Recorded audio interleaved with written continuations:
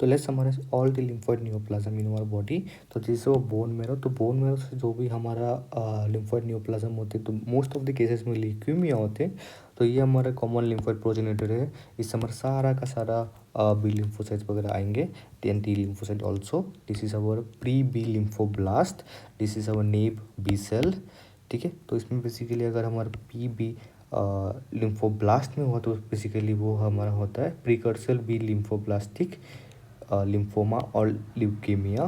अगर हमारा naive B cell में हुआ then it is the small lymphocytic lymphoma और chronic lymphocytic leukaemia, basically depends on the type.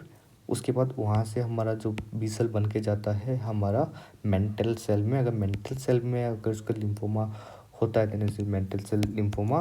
Basically उसके बाद हमारा जर्मिनल सेंटर में जाता है जिसको बोलते हैं, उसमें अगर lymphoma then is the follicular lymphoma और बुर्किट लिम्फोमा और diffuse large B cell lymphoma और हॉकिंग्स लिम्फोमा। तो इन सब का ओरिजिन हमारा जर्मिनल सेंटर से होता है। तो जर्मिनल सेंटर में हमारा एंटीबॉडी बनता है और एंटीबॉडीज बन के हमारा प्लाज्मा सेल का फॉर्मेशन होता है। प्लाज्मा सेल में हमारा न्यूप्लाज्म हो then it is the multiple myeloma. ठीक है, एंड जर्मिनल सेंटर से ऑल्सो द मार्जिनल जोन में जाता है।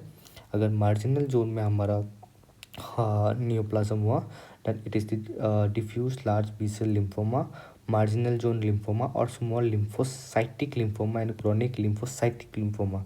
ठीक है, एंड देन मूविंग फर्दर अगर वो हमारा थाइमस की तरफ आता है या फिर टी सेल न्यूप्लाज्म में होता है तो it is double negative double positive. तो basically this things are the tolerance.